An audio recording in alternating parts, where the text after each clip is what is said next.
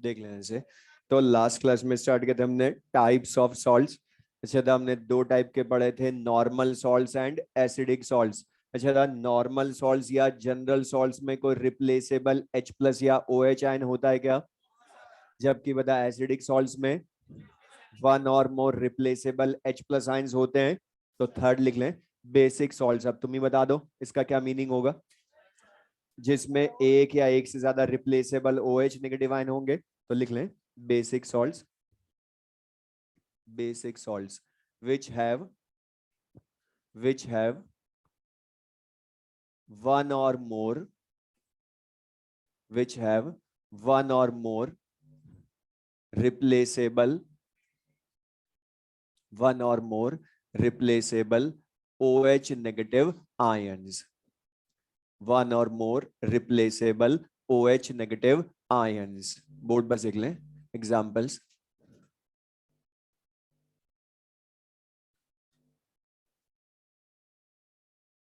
ZnOHCl, MgOHCl, FeOH hold by Cl। और basic salts का identification सबसे इजी, जिन भी सॉल्ट्स के फॉर्मूले में OH दिखे वो बेसिक सॉल्ट्स। और क्यों? अच्छा, ZnOHCl हमें दिख रहा है, मतलब किससे बना होगा? जिंक हाइड्रोक्साइड से ही बना होगा ना। अब बता इसकी एसिडिटी 2, लेकिन बता एक ही रिप्लेस किया अभी, तो अभी एक फर्दर OH एंड लूज कर सकता है। MgOHCl बना होगा MgOH होल्ड वाइज से, अभी ये 2 OH एंड दे सकता है, अभी एक और बाकी है इसका। अच्छा, FeOH होल्ड वाइज Cl ये किससे बना होगा? FeOH होल थ्राइस से। तो बता इसके अभी 2 रिप्लेसेबल बाकी हैं, इसलिए हमने बोला वन और मोर रिप्लेसेबल OH नेगेटिव आयंस। तो ये क्लियर सबको? तो एसिडिक, बेसिक या नॉर्मल सॉल्ट्स। फोर्थ लिख लें इसके बाद mixed salts. Mixed salts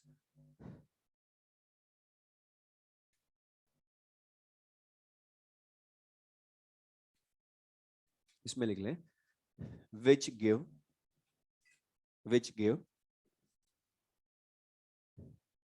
more than one types of cations, which give more than one types of cations or anions, more than one types of cations or anions when dissolved in water. When dissolved in water. When dissolved in water. इसी में second point लिख लें, they are formed by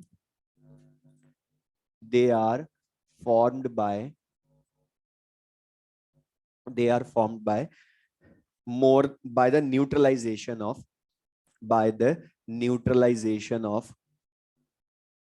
they are formed by the neutralization of more than one types of acids or bases. Formed by the neutralization of more than one types of acids or bases. More than one types of acids or bases. अब इनका meaning board पर लिख लें। इनको ये जो दोनों points लिखे हम बाद में पढ़ेंगे। जैसे बोलूं इसका एग्जांपल NaKSO4। अच्छा था, इसको जब हम वाटर में डिसॉल्व करेंगे तो ये ब्रेक होकर सोडियम आयन, पोटेशियम आयन और सल्फेट आयन देगा ना। अच्छा बता, ये जो सोडियम आयन, पोटेशियम आयन, ये सिंगल टाइप ऑफ कैटायंस या 2 टाइप्स ऑफ कैटायंस? और एक टाइप का मतलब है फॉर्मूला या नेम अलग हो, मतलब सोडियम आयन पोटेशियम आयन अलग। और दूसरा बोलो उल्टा, ये सोडियम आयन किससे मिला होगा?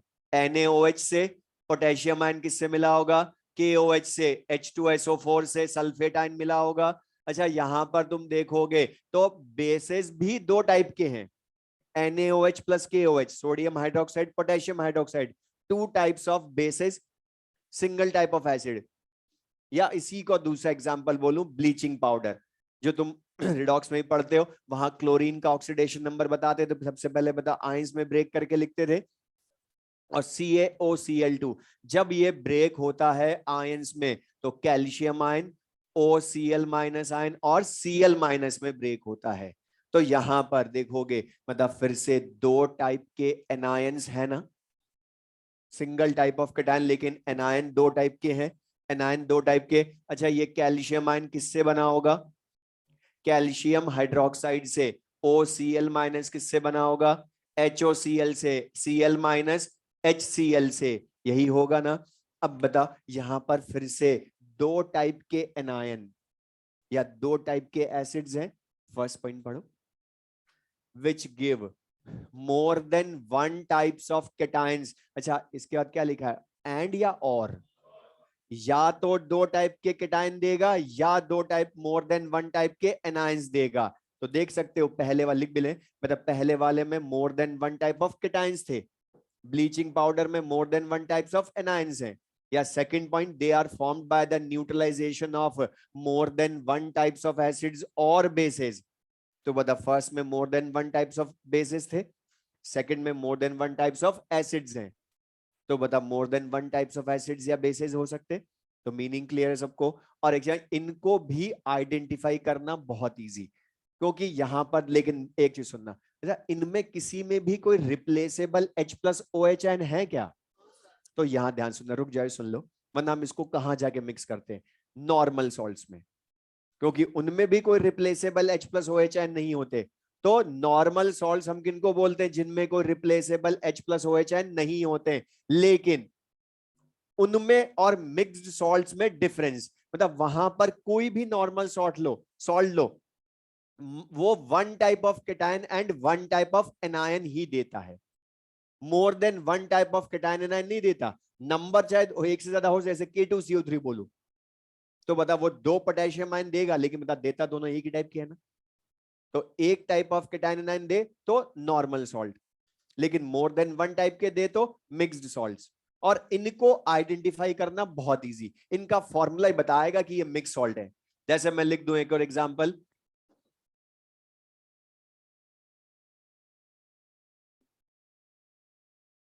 बता ये नॉर्मल सॉल्ट है या मिक्स्ड सॉल्ट, दिख रहा है इसके तो फॉर्मूले में एक से ज्यादा कैटायन है, sodium ion, ammonium ion, potassium ion, मतलब more than one type of cations, तो मिक्स सॉल्ट, सिंपल सा आइडेंटिफिकेशन लिख लें।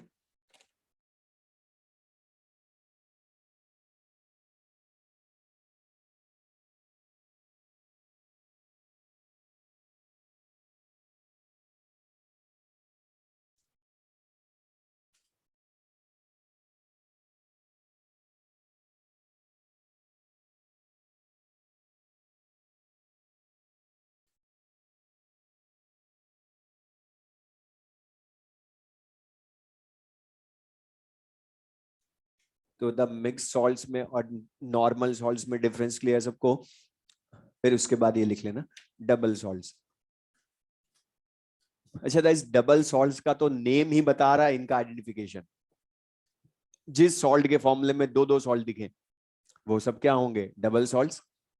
तो लिख लें double salts.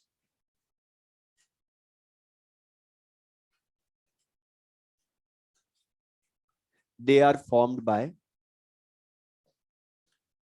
they are formed by two normal salts, they are formed by two normal salts, they are formed by two normal salts and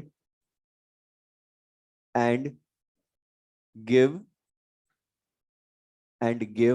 simple ions and give simple ions when dissolved in, give simple ions when dissolved in water, when dissolved in water। इनका तो name ही formula ही बताएगा कि ये double salt है, दिख रहा है, लेकिन क्या लिखा है, टू नॉर्मल सॉल्ट से बनते, मतलब सिंपल सॉल्ट्स। तो बता जिनमें कोई रिप्लेसेबल H+OH ना हो, तो बता दिख रहा है, बता FeSO4 डॉट करके, मतलब बता ये एक सॉल्ट है, दूसरा अमोनियम सल्फेट, दूसरा सॉल्ट K2SO4 लिख भी लें, या एल्यूमिनियम सल्फेट, दो नॉर्मल सॉल्ट्स, और इनमें किसी में भी कोई रिप्लेसेबल H+OH नहीं है। अच्छा था ये अमोनियम आयन तो पूरा ब्रेक होता है ना, ये H+ आयन देता है क्या, डायरेक्ट नहीं देता। तो बताइए सब क्या है, Fe+2 सल्फेट आयन, और हमने क्या लिखा, जब वाटर में मिलाते हैं तो सिंपल आयन देते हैं, ना सिंपल Fe+2 इनमें ब्रेक हो रहे ना ये, तो सिंपल आयन ही देते हैं। Potassium ion, sulphate ion, aluminium ion, sulphate ion में ब्रेक होते हैं तो सिंपल। और ये 6H2O 24H2O तो बता इनके हाइड्रेटेड क्रिस्टल बनते, सब में अलग अलग वाटर मॉलिक्यूल्स कंबाइन होते हैं। अच्छा था ये FeSO4 dot ammonium sulphate dot 2H6H2O, इसको क्या बोलते हो, मोहर सॉल्ट बोलते हो, या इसी को शॉर्ट में फेरस अमोनियम सल्फेट या FAS लिखता, लेकिन फेरस अमोनियम सल्फेट। ये क्या है, पोटैश एलम या फिटकरी, सिंपल सा। तो बता फिटकरी या पोटैश एलम ये सब क्या है, डबल सॉल्ट्स। तो बता इनका आइडेंटिफिकेशन भी सिंपल सा।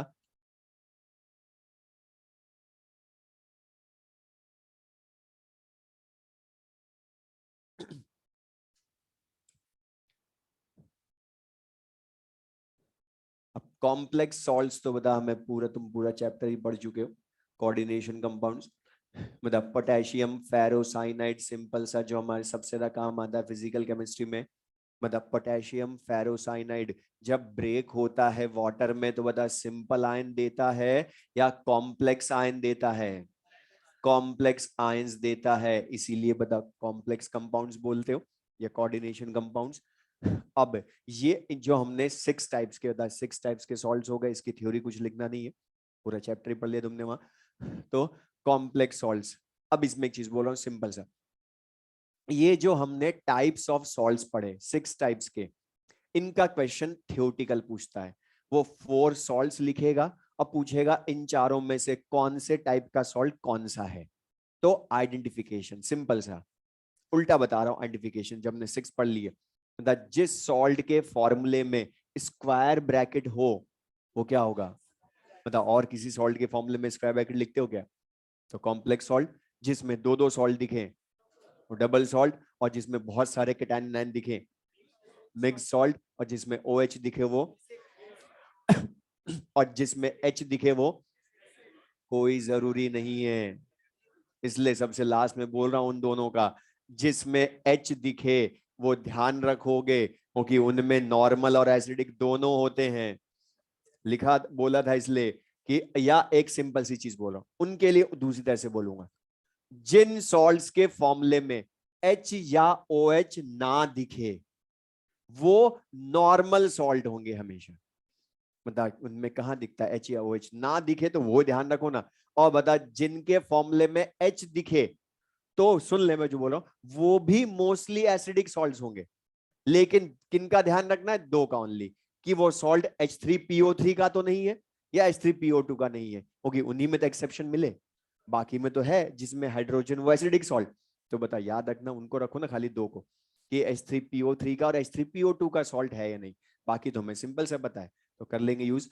अब यहां पर ये तो हमने पढ़े 6 टाइप्स के सॉल्ट्स, लेकिन अब ध्यान सुनना, इनमें से पीएच ही फाइंड करनी है हमने इनकी, लेकिन इनमें से हम फाइंड करेंगे पीएच ओनली एक टाइप के सॉल्ट्स की, pH of normal salts, normal salts की पीएच फाइंड करेंगे, मतलब जिनमें कोई रिप्लेसेबल H+ या OH आयन नहीं होते हैं, उन सॉल्ट्स की पीएच हम फाइंड करेंगे। अब कैसे करेंगे फाइंड, ये यहां से ध्यान सुनना, मैं जो pH of normal salts find कैसे करते हैं, तो उसके लिए बोल रहा हूं। नॉर्मल सॉल्ट्स की पीएच फाइंड करने में हमारे एक टर्म बहुत काम आएगी, कॉन्जुगेट एसिड बेस थ्योरी। तो लिख लें ये, कॉन्जुगेट एसिड बेस पेयर्स। तो पहले इसके बारे में हमें पता हो तो फिर हम आगे यूज करेंगे कॉन्जुगेट एसिड बेस पेयर्स या कॉन्जुगेट एसिड बेस थ्योरी।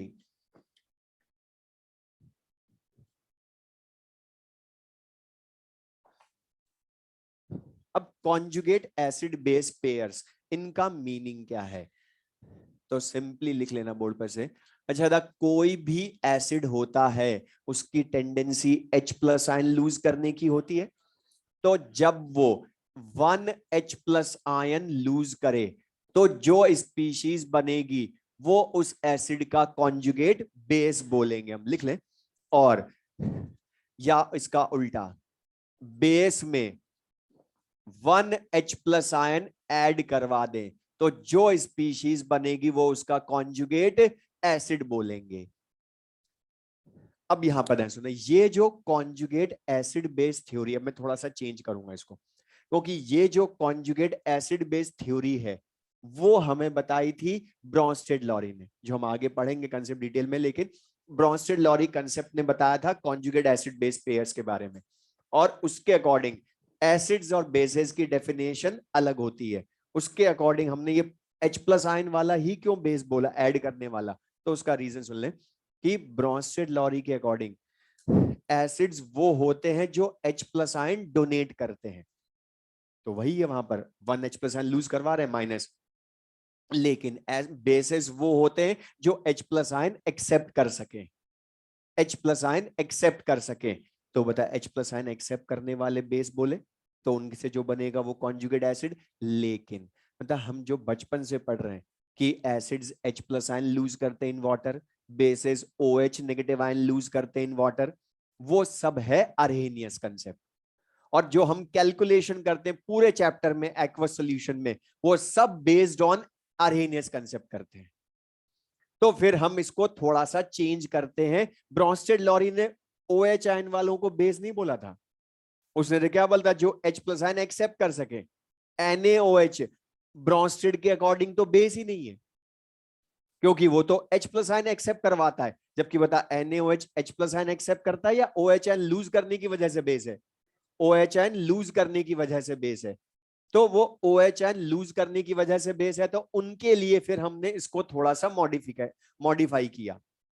वरना कई सब बुक्स में डेफिनेशन जो लिखी होती पहले वो बोल रहा हूं, इसकी डेफिनेशन हमेशा लिखी होगी कॉन्जुगेट एसिड बेस पेयर्स वो स्पीशीज होती हैं जिनमें difference of 1 H plus ion होता है। तो बता है ना इन दोनों में डिफरेंस, चाहे लूज करे चाहे गेन करे, है तो difference of 1 H plus ion ही। लेकिन हमने कैलकुलेशन के लिए इसको थोड़ा सा मॉडिफाई करा। हम क्या बोल देते हैं, बेस जब 1 H प्लस आयन गेन करे या वो OH आयन लूज करने वाला बेस हो, तो वहां क्या बोल देंगे, 1 OH आयन लूज करे, तो जो स्पीशीज बनती है वो होती है उस बेस का कॉन्जुगेट एसिड। तो ये सिंपल सा बेस के लिए दो डेफिनेशन हो गई, एक अरहेनियस वाली, दूसरा ब्रॉन्स्टेड लॉरी वाली, कि जो 1 H प्लस आयन एक्सेप्ट करे या 1 OH आयन लूज करे तो वो होगा उसका कॉन्जुगेट एसिड। तो जैसे मैं क्वेश्चन ही तुमसे पूछूं थियोरेटिकल, इसका लिख भी लेना, Ha और A minus NH3 ammonium ion, बता ये कॉन्जुगेट एसिड बेस पेयर्स हैं या नहीं एक दूसरे के? बोलो। वेरी गुड, क्यों? इन दोनों में difference of 1 H plus ion, difference of 1 H plus ion, लेकिन मतलब ये H प्लस आयन लूज करके A माइनस बना रहा है, तो ये HA खुद क्या हुआ, ये क्या होगा फिर इसका कॉन्जुगेट बेस। इधर क्या हो रहा है, H प्लस आयन लूज कर रहा है, अमोनिया गेन कर रहा है, तभी तो अमोनियम आयन बना ना। तो बता यहां अब ये अमोनिया क्या है, बेस, तो ये क्या होगा इसका कॉन्जुगेट एसिड। तो सिंपल सा लिख भी लें साथ में। तो बताइए कॉन्जुगेट एसिड बेस हो गए, पेयर्स हमने बोला इनको, और क्योंकि दोनों एक साथ होते हैं इसलिए पेयर्स बोल रहे हैं। अब इसमें से क्वेश्चन छोटे छोटे, और ये जो मैं अब बता रहा हूं ये हमें आता है, हमें सारे इसका न्यूमेरिकल भी हम आगे यूज करेंगे, लिख भी लेना साथ में। अगर मैं बोलूं एसिटिक एसिड का एक्वस सॉल्यूशन है, एसिडिक एसिड का एक्वस सॉल्यूशन, तो मुझे बताओ एसिडिक एसिड ये एसिड है ना, तो बता इसका कॉन्जुगेट एसिड या बेस क्या होगा, H प्लस आयन लूज करेगा तो एसिटेट आयन बनेगा ना, और ये एसिटेट आयन इसका कॉन्जुगेट बेस है, लिख लें। इसी तरह से अमोनिया एक्वस सॉल्यूशन, पहले तो बताओ मीनिंग क्या है, ammonia aqueous solution NH4OH। Ammonia aqueous solution का मतलब क्या, अमोनिया वाटर से कंबाइन होकर क्या बनाता है अपने एक्वस सॉल्यूशन में, NH4OH। लेकिन बता ये एसिड या बेस, बेस, और इसका कॉन्जुगेट क्या होगा बताओ, अमोनियम आयन। लेकिन बता कॉन्जुगेट बेस या एसिड बोलोगे, क्योंकि बेस का तो कॉन्जुगेट एसिड होगा ना। अच्छा लेकिन बता ये 1H+ आयन गेन करेगा या 1OH आयन लूज करेगा? अपने आप दूसरी वेल डेफिनेशन काम आई, इसलिए हमने बेस के लिए दोनों चीजें बोली। Conjugate acid. इसी तरह से HCl या NaOH। अब बता HCl ये बेस या एसिड? एसिड है, तो इसका कॉन्जुगेट क्या होगा? बोलो, हाँ बोलो, करेक्ट है Cl-।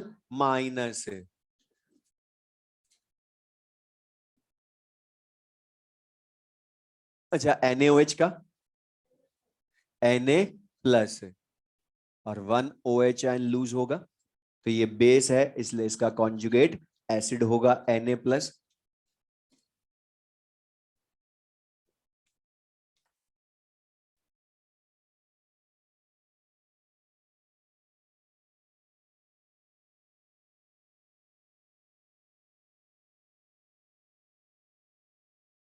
अब ध्यान से देख ले मैं जो बोल रहा हूँ, अब रुक जा।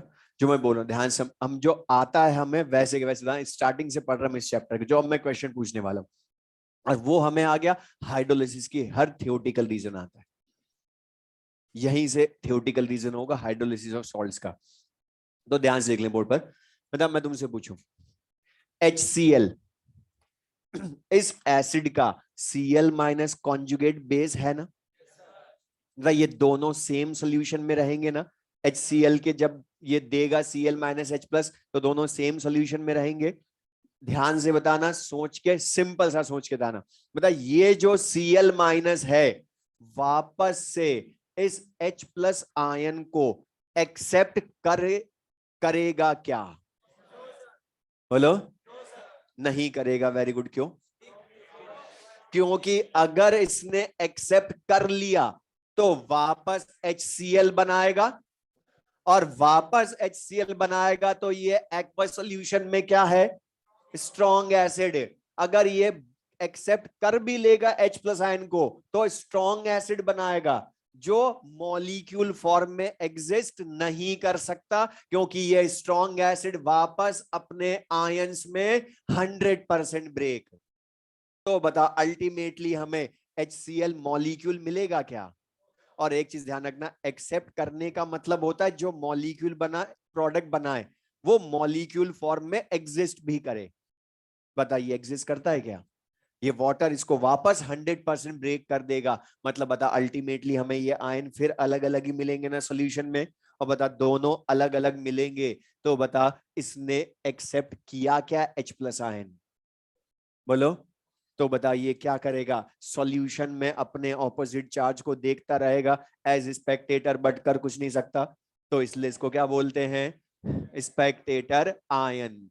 इसलिए बता स्ट्रॉन्ग एसिड का जो एनायन होता है वो स्पेक्टेटर आयन होता है। इसी तरह से था Na+ फिर से अपने ऑपोजिट चार्ज को देखता रहेगा, बट बता प्रोडक्ट बना सकता है क्या? क्योंकि बना भी लेगा तो स्ट्रॉन्ग बेस बनेगा, फिर वो वापस अपने मॉलिक्यूल्स में 100% ब्रेक। इसलिए बता Na+ जो है वो वर्कर या स्पेक्टेटर? Spectator ion. मतलब बता strong acid and strong base के जो एनायन कैटायन होते हैं, मतलब वो H+ या OH आयन, इनकी एक्सेप्टिंग टेंडेंसी शो करते हैं क्या? बोलो। H+ या OH आयन एक्सेप्ट करने की टेंडेंसी नहीं रखते। क्यों? क्योंकि ये स्ट्रॉन्ग बनाएंगे वापस उन्हीं में 100% ब्रेक। इसलिए बताओ स्ट्रॉन्ग एसिड स्ट्रॉन्ग बेस के एनायन कैटायन स्पेक्टेटर आयन होते। और ये हमने थर्मोडाइनमिक्स में भी यूज करा था हीट ऑफ न्यूट्रलाइजेशन में, कि स्ट्रॉन्ग के आयन स्पेक्टेटर होते हैं। तो बता स्ट्रॉन्ग के आयन स्पेक्टेटर, या सिंपल सी एक और चीज मुझे बता दो। अब आगे की चीज में बोल रहा हूं, हम आगे हाइड्रोलिसिस ऑफ सॉल्ट्स पढ़ेंगे, और हाइड्रोलिसिस का सिंपल मीनिंग मैं यही बोल देता हूं। उसका मीनिंग होता है सॉल्ट के कैटायन एंड एनायन वाटर से H+ या OH आयन एक्सेप्ट कर लें, वाटर के H+ या OH आयन एक्सेप्ट कर लें तो उस आयन का हाइड्रोलिसिस होगा। अगर आयन ने H+ OH आयन एक्सेप्ट नहीं किए तो सॉल्ट का हाइड्रोलिसिस नहीं होगा। तो मुझे तुम्हें बिना आगे की चीज में यही क्वेश्चन पूछ रहा हूं, वो तुम्हें 4 सॉल्ट्स लिख देगा और पूछेगा इन चारों में से कौन से सॉल्ट का हाइड्रोलिसिस नहीं होता है। तो बता, जो salt strong acid and strong base से बना होगा उसका हाइड्रोलिसिस होगा क्या? क्योंकि दोनों ही स्पेक्टेटर होंगे उसके। तो बता, उनका हाइड्रोलिसिस नहीं होगा, वहां लिखवाऊंगा अभी आगे। तो बता ये चीज ले सबको, तो या एक शॉर्ट में बोलूं, जनरल कंक्लूजन इसका, S for Spectator, strong acid strong base, S for Spectator. तो ये क्लियर। अब यहां पर ध्यान से, जैसे हमने इसमें बताया, हो गया, हो गया। अभी और बाकी देखो, जो यहां पर ध्यान से, अब यहां पर ध्यान से रखना, जो अब मैं बोल रहा हूं एसिड, एसिडिक एसिड, अभी यहां पर भी ध्यान से, जैसे कि अभी बताया वैसे। अब the acidic acid strong acid या वीक एसिड, ये चीजें ऐड कर लेना जो मैंने लिखी, वीक एसिड। अच्छा बता, अब ये जो एसिटेट आयन है ये दोबारा H+ आयन एक्सेप्ट कर सकता है क्या? करेक्ट है। क्यों कर सकता है?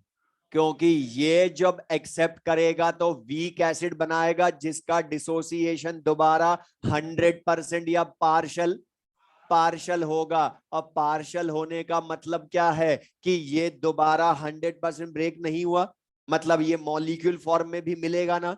और अभी बोलता है एक्सेप्ट करने का मतलब मॉलिक्यूल जो बना है वो एग्जिस्ट करे। तो बताइए एग्जिस्ट करता है ना मॉलिक्यूल फॉर्म में, तभी तो बता हम स्टार्टिंग से पढ़ रहे हैं कि वीक एसिड या वीक बेस के एक्वस सॉल्यूशन में वो अपने आयंस के साथ इक्विलिब्रियम में रहते। और इक्विलिब्रियम का मतलब क्या है? बैकवर्ड डायरेक्शन में एक्सेप्ट कर रहे हैं ना। तो बता, वीक एसिड का जो एनायन है या कॉन्जुगेट बेस है वो स्पेक्टेटर या एक्सेप्टर? मतलब बता, ये जो वीक एसिड का एनायन होगा वो वाटर से H+ आयन एक्सेप्ट कर लेगा। इसी तरह से बता, वीक बेस का भी लिख लें भी, वीक बेस का कॉन्जुगेट बेस एसिड भी एक्सेप्टर होगा। क्यों? क्योंकि अमोनियम आयन जब OH आयन एक्सेप्ट करेगा तो NH4OH बनाएगा जो वापस से तो पार्शली ही ब्रेक होगा, मतलब ये मॉलिक्यूल भी एग्जिस्ट करेगा। मतलब बता, जो वीक एसिड वीक बेस के एनायन कैटायन बनेंगे वो एक्सेप्टर होंगे, मतलब बता हाइड्रोलिसिस में पार्टिसिपेट करेंगे ना वीक एसिड वीक बेस के, जबकि स्ट्रॉन्ग एसिड स्ट्रॉन्ग बेस के एनायन कैटायन पार्टिसिपेट नहीं करते। या short conclusion, S for Spectator, W for worker, ये वर्कर हाइड्रोलिसिस। तो अब कंट्रोल कर लो, ध्यान से देख लें। तो अब यहां पर दूसरी चीज इसकी, तो हमने बोला ये हमारा कंक्लूजन कि S for Spectator, W for worker, मतलब एक्सेप्टर आयन, तो वो हाइड्रोलिसिस शो करेंगे। कौन नहीं करेगा? हर वहां पर क्वेश्चन बहुत बार पूछेगा किस में हाइड्रोलिसिस होगा, किस में नहीं होगा, किस में दोनों का होगा, किसी में एक का होगा, तो वो सब यहां से बताना है हमने। अब इसमें एक न्यूमेरिकल, जो बहुत अच्छा न्यूमेरिकल बनेगा सॉल्ट हाइड्रोलिसिस का, उसमें मैं जो बहुत बताने वाला हूँ वो काम आएगा। अच्छा बता, पहली चीज तो ये स्ट्रॉन्ग एसिड स्ट्रॉन्ग बेस के एनायन कैटायन तो स्पेक्टेटर, ये हाइड्रोलाइज होंगे ही नहीं, तो इनको छोड़े हम।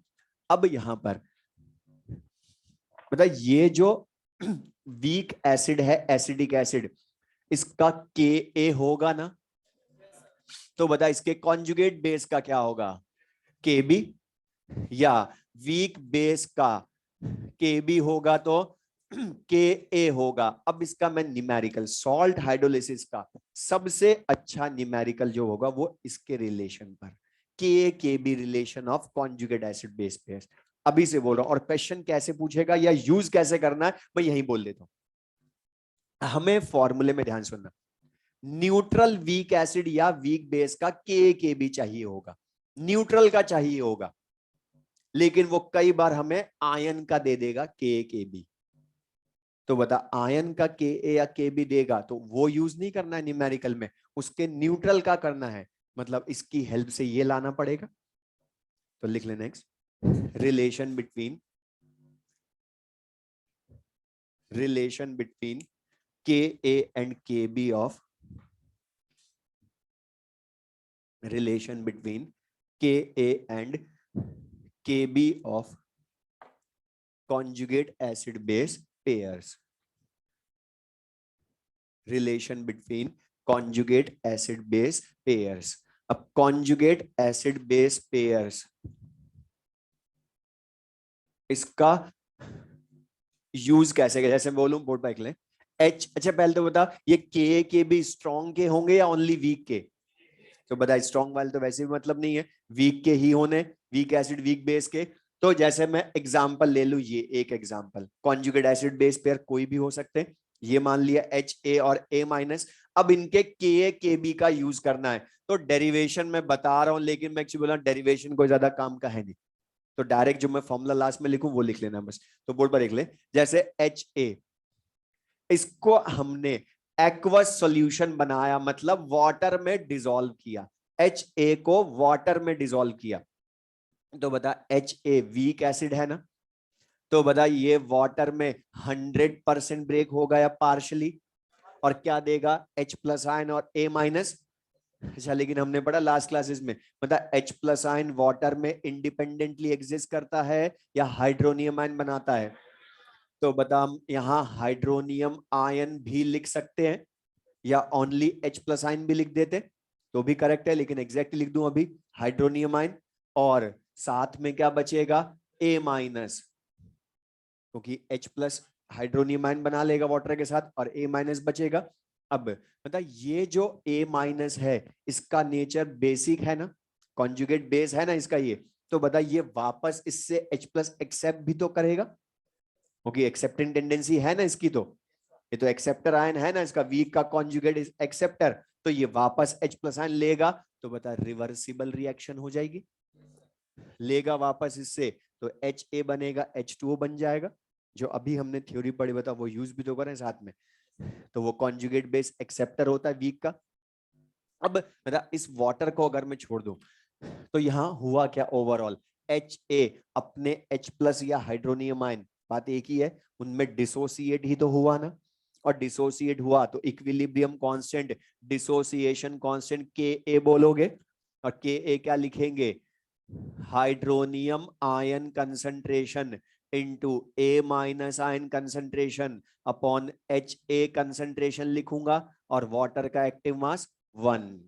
अब यहां सुनना ध्यान से, कुछ को कंफ्यूजन कि वाटर हमने इसके पहले जब पढ़ा था तो बता वाटर की कंसंट्रेशन 55.5 मोल पर लीटर ली थी, लेकिन ध्यान रखना वाटर जब अकेला हो और कंसंट्रेशन पूछे या यूज करनी हो तब 55.5 मोल पर लीटर, लेकिन मतलब पूरी कहीं भी रिएक्शन में इन्वॉल्व हो, मतलब रिएक्शन में इन्वॉल्व है ना अभी, तो फिर उसकी कंसंट्रेशन कभी बदलती है या कांस्टेंट रहती है? द सी हमने सी लिखा था ना, या बता हमने नर्स्ट इक्वेशन कहीं भी वाटर का एक्टिव मास हमेशा 1 ही लिया, तो 1 ही लेंगे अभी, तो वाटर यहां पर रिएक्शन में इन्वॉल्व है। अच्छा अब ये तो Ha को जब वाटर में डिसॉल्व किया तब Ka हुआ, लेकिन इस A माइनस को भी तो अलग से डिसॉल्व कर सकता हूं वाटर में, तो A माइनस को जब हम अलग से वाटर में डिसॉल्व करेंगे, लेकिन बता कर तो इसी का कॉन्जुगेट बेस रहे है ना, तो ये कॉन्जुगेट बेस है A माइनस। अच्छा बता इसकी वाटर से H प्लस आयन एक्सेप्ट करने की टेंडेंसी है ना, तो ये इसका H प्लस आयन लेगा, क्या बना लेगा Ha, और क्या बचेगा सॉल्यूशन में OH आयन, तभी तो बता बेसिक हुआ ना ये। A माइनस को बेस क्यों बोला, बता जिसके एक्वस सॉल्यूशन में H प्लस आयन या हाइड्रोनियम आयन होते हैं फ्री वो एसिडिक, जिसके एक्वस सॉल्यूशन में फ्री OH आयन होते हैं वो बेसिक, इसलिए बेसिक बोला इसका नेचर। अच्छा था ये जो Ha वापस थोड़ा बहुत डिसोसिएट तो होता है ना, बोलो वीक एसिड है तो डिसोसिएट तो होएगा ना थोड़ा बहुत, तो बता H प्लस और A माइनस देगा, H प्लस OH माइनस से कंबाइन होकर वाटर बनाएगा बैकवर्ड रिएक्शन, और A माइनस देगा ना वापस, तो बता लेकिन अब इसका Ka होगा या Kb, और Kb लिखेंगे तो Ha into OH negative ion concentration upon A minus, water का एक्टिव मास अभी भी 1। अब बता मैं तुम्हें बोलूं Ka और Kb के एक्सप्रेशन आ गए, तो इन दोनों में रिलेशन लाएं। तो एक चीज ध्यान रखना इस पूरे चैप्टर में, जब भी दो इक्विलिब्रियम कांस्टेंट में रिलेशन लाना हो तो दोनों के एक्सप्रेशन लिखना और दोनों को मल्टीप्लाई कर देना, हमेशा रिलेशन आएगा के ए इंटू के बी। अब बता मल्टीप्लाई करूंगा तो एच ए डिनोमिनेटर में, इसमें बता न्यूमरेटर में कट जाएगा मल्टीप्लाई करने पर, ए माइनस न्यूमरेटर में इसमें डिनोमिनेटर में कट जाएगा, बट हाइड्रोनियम आयन और ओ एच आयन दो न्यूमरेटर में सेम साइड मल्टीप्लाई हो जाएंगे, डायरेक्ट लिख दूं तो K a into K b equals to hydronium ion into O H negative ion concentration. और बताइए hydronium ion H plus ion ही है ना, तो H plus ion into O H ion concentration क्या होता है, वाटर का आयनिक प्रोडक्ट KW होता है। तो बता के ए और के बी का रिलेशन क्या आ गया, के डब्ल्यू। तो के ए और के डब्ल्यू, तो बता तुम्हें आयन का के बी दे दूं एसिटेट आयन का, तो अब के ए ला सकते हो ना वीक एसिड का, या अमोनियम आयन का के ए दे दूं तो NH4OH का के बी ला सकते हो इससे। अच्छा इसी को मैं अगर दोनों साइड्स नेगेटिव लॉग ले लूं तो माइनस लॉग के ए डायरेक्ट लिख दूं, माइनस लॉग के बी माइनस लॉग के डब्ल्यू होगा। तो क्या लिख सकते हो, माइनस लॉग के ए क्या हो गया पी के ए, माइनस लॉग के बी क्या होगा पी के बी, और माइनस लॉग के डब्ल्यू पी के डब्ल्यू। तो बता पी के ए और पी के बी का रिलेशन भी मिल गया।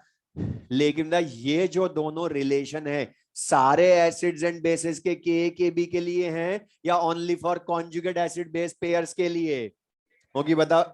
कॉन्जुगेट एसिड बेस होंगे तभी तो आधे एक्सप्रेशन कटे ना इसमें वैल्यूज, तो ये only for conjugate acid base pairs हैं। तो फॉर्मूला लिख लें, और बता टेम्परेचर ना बताओ तो रूम टेम्परेचर मानोगे ना, फिर के डब्ल्यू की वैल्यू क्या यूज करोगे 10⁻⁻14, लेकिन पी के डब्ल्यू की 14, लेकिन ये कब है ओनली रूम टेम्परेचर पर। अच्छा बताओ 90 डिग्री सेल्सियस हो तो पी के डब्ल्यू 12 या के डब्ल्यू 10⁻⁻12। तो बता लिख लें, खाली फॉर्मूला लिख लो बस, डेरिवेशन कोई काम का है नहीं।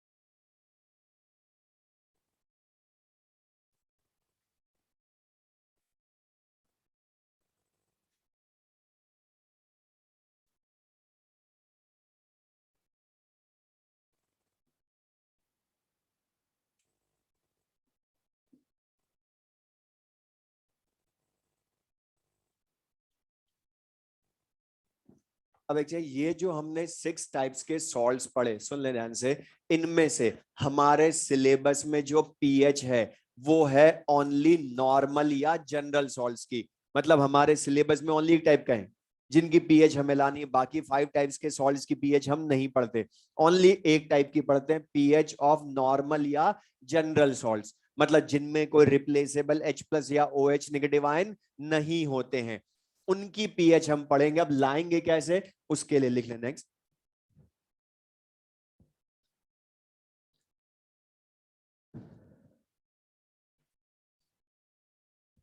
खाली बस वो फॉर्मूला लिख लें, के into K b equals to के डब्ल्यू, या पी के plus p K b equals to 14 या पी के W.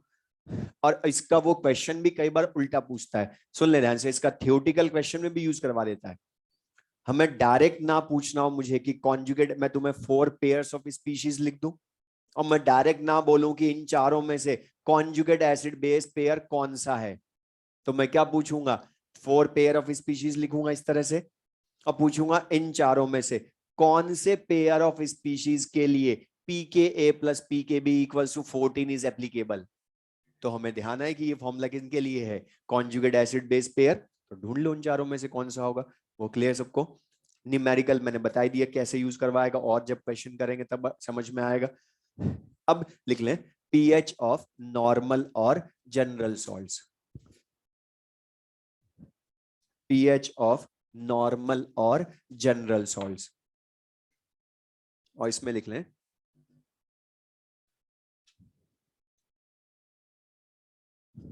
normal salts are of normal salts are of 4 types, normal salts are of 4 types, normal salts are of 4 types, board पर से लिख लें, ऐसे SB टाइप सॉल्ट्स, ऐसे WB type salts, WASB type salts, and fourth WAWB type salts.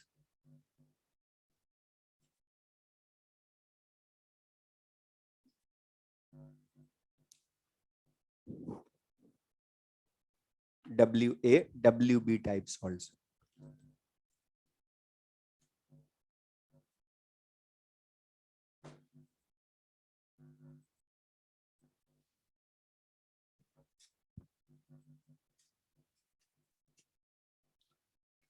अब इसमें देख लें, इनका मीनिंग सुनना ध्यान से। अच्छा, अभी तक हमने जो पढ़े थे, इसके पहले बता टाइप्स ऑफ सॉल्ट्स पढ़े लेकिन वो थे टाइप्स ऑफ सॉल्ट्स। अच्छा, ये टाइप्स ऑफ सॉल्ट्स हैं या टाइप्स ऑफ नॉर्मल सॉल्ट्स हैं? दूसरा डिफरेंस एक और सबसे बड़ा, मतलब वहां पर हमने खाली लास्ट क्लास में बोला सॉल्ट कैसे बनते हैं, एसिड बेस के न्यूट्रलाइजेशन से सॉल्ट वाटर प्रोड्यूस होते हैं। लेकिन कभी भी हमने ये बोला क्या वो एसिड स्ट्रांग है या वीक है? नहीं बोले हमने। मतलब हमने नेचर स्ट्रेंथ यूज नहीं करी एसिड बेस स्ट्रांग है वीक है, वो खाली टाइप्स ऑफ सॉल्ट्स बोले। लेकिन अब उनमें से नॉर्मल सॉल्ट के 4 टाइप्स हम बोलते हैं कि वो कौन से एसिड बेस से बना है, स्ट्रांग से बना है या वीक से बना है। इसलिए बता वो 4 टाइप्स के सॉल्ट्स हो जाते हैं। Strong acid strong base salts, strong acid weak base salts, weak acid strong base salts, week acid weak base salts. इनका मतलब क्या है ये ध्यान रखना। इसका मीनिंग है ये ऐसे एसबी टाइप क्या शो कर रहा है कि इसका जो एनायन है वो स्ट्रॉन्ग एसिड से मिला है, कैटायन स्ट्रॉन्ग बेस से मिला है। SAWB में स्ट्रॉन्ग एसिड एनायन से मिला, एनायन स्ट्रॉन्ग एसिड से मिला है, कैटायन लेकिन वीक बेस से मिला आपके। WSB में एनायन वीक एसिड का, कैटायन स्ट्रॉन्ग बेस का, एनायन वीक एसिड का, कैटायन भी वीक बेस का। अब लेकिन यहां पर ये जो चाहे बता है तो सॉल्ट ही ना सब, और बने भी किससे हैं? एनायन कैटायन के कॉम्बिनेशन से ही बने ना ये। तो बता एनायन कैटायन से जब ये बने तो बता है तो आयनिक कंपाउंड्स ही, बोलो। और आयनिक कंपाउंड्स हैं तो बता इन चारों में से चाहे कोई से भी टाइप का सॉल्ट हो, बता है तो वो आयनिक कंपाउंड, क्योंकि एनायन कैटायन के कॉम्बिनेशन से ही बना, तो आयनिक कंपाउंड। और बता इन चारों में से कोई से भी टाइप का सॉल्ट हो तो बता वो स्ट्रॉन्ग इलेक्ट्रोलाइट ही होगा ना इन एक्वस सॉल्यूशन। अब बताइए, मैं लास्ट क्लास में भी लिखवा चुका हूं, फिर दोबारा लिखवा रहा हूं उसका रीजन। ये WAWB, इसमें ये वीक पढ़कर क्या कर लेते हैं, कुछ सोचते हैं कि ये तो वीक इलेक्ट्रोलाइट है, जबकि बता कोई सा भी लिखा हो सॉल्ट है तो आयनिक कंपाउंड। और बता हमने हमेशा जब भी बोला सॉल्ट से स्ट्रॉन्ग इलेक्ट्रोलाइट होते हैं तो कभी नाम बोला कि कौन से एसिड बेस का? तो बता कैटायन एनायन के कॉम्बिनेशन से बना तो सॉल्ट्स तो हमेशा स्ट्रॉन्ग इलेक्ट्रोलाइट होंगे। लिख लेना, ये भी ध्यान रहेगा दोबारा। तो बता सब कैटायन एनायन से बन रहे हैं इसलिए आयनिक कंपाउंड्स ही हैं, इसलिए स्ट्रॉन्ग इलेक्ट्रोलाइट ही है। अब यहां पर जो भी मैं आगे थ्योरी बताऊंगा इसकी, या बिना फॉर्मूले रटे हुए फॉर्मूले लिखेंगे, बिना फॉर्मूले रटे हुए फॉर्मूले लिखेंगे, वो सब हमें बताएगा टाइप ऑफ नॉर्मल सॉल्ट। ये बस हमने लिख लिया, सॉल्ट को देखकर हम सारे थियोरेटिकल न्यूमेरिकल क्वेश्चन कर लेंगे। ओनली एक चीज लिखनी है, टाइप ऑफ नॉर्मल सॉल्ट। मतलब हमें इन जैसे ही वो क्वेश्चन में फॉर्मूला ऑफ सॉल्ट लिखेगा, जैसे मैं लिख दूं फिर मैं क्वेश्चन बोलूंगा।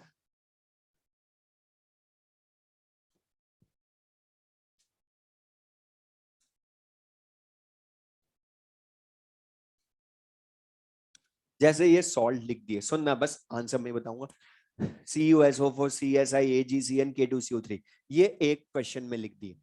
अब पूछो कुछ भी, तो सबसे पहले सॉल्ट, मतलब पहली चीज तो ये नॉर्मल सॉल्ट है ना, तो नॉर्मल सॉल्ट के लिए सबसे पहले हमें लिखना है टाइप ऑफ सॉल्ट। ये ऐसे एसबी टाइप है, ऐसे WB WSB WWB। अब कैसे लिखेंगे, तो वो आइडेंटिफिकेशन सिंपल सा बता, हमें स्ट्रॉन्ग एसिड स्ट्रॉन्ग बेसिस रटे हुए है ना, तो उनमें से H+ या OH आयन हटा दो, उनके कैटायन एनायन बन जाएंगे ना। मतलब जो हमें स्ट्रॉन्ग एसिड स्ट्रॉन्ग बेस रटे हुए वही आइडेंटिफाई करवाएंगे कि इनमें वीक एसिड वीक बेस का कैटायन एनायन है या सब स्ट्रॉन्ग के हैं। तो बता हमें पता है एनायंस ऑफ स्ट्रॉन्ग एसिड, हमें पता है ना सबको, बता HClO4, HI, HBr, H2SO4, HCl, HNO3, उन सब में से बता अगर मैं H प्लस हटा दूं तो ये एनायंस मिलेंगे स्ट्रॉन्ग एसिड के। इसी तरह से कैटायंस ऑफ स्ट्रॉन्ग बेस में, अब स्ट्रॉन्ग बेस हमें पता है caesium hydroxide, rubidium hydroxide, potassium hydroxide, sodium hydroxide, barium hydroxide, उन सब में से OH आयन हटा दूंगा तो बता यही मिलेंगे ना कैटायंस।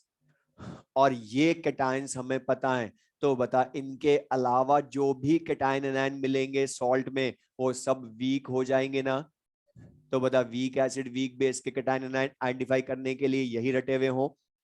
तो बता ClO4 IBr ClSO4NO3 हुआ तो स्ट्रॉन्ग एसिड के anion, caesium rubidium potassium sodium barium ion हुआ तो स्ट्रॉन्ग बेस का, इनके अलावा हुए तो वीक एसिड वीक बेस के। तो अब देख लें, वो लिख लेना।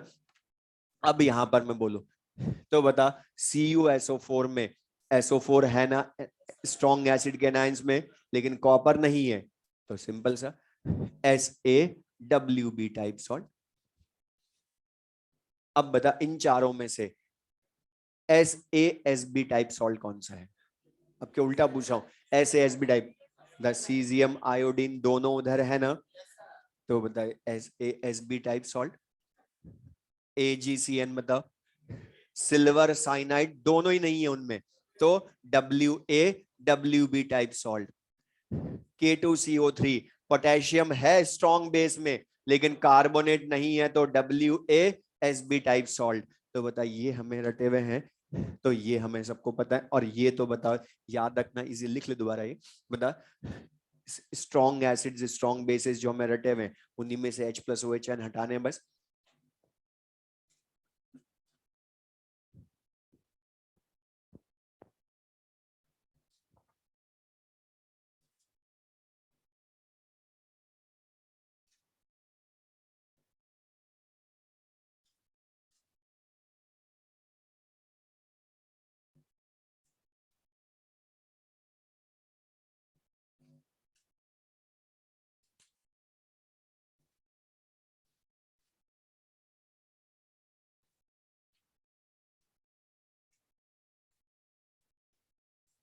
अब ये तो हमने सारी चीजें बोली कि जो नॉर्मल सॉल्ट्स आइडेंटिफाई कैसे करेंगे टाइप ऑफ नॉर्मल सॉल्ट।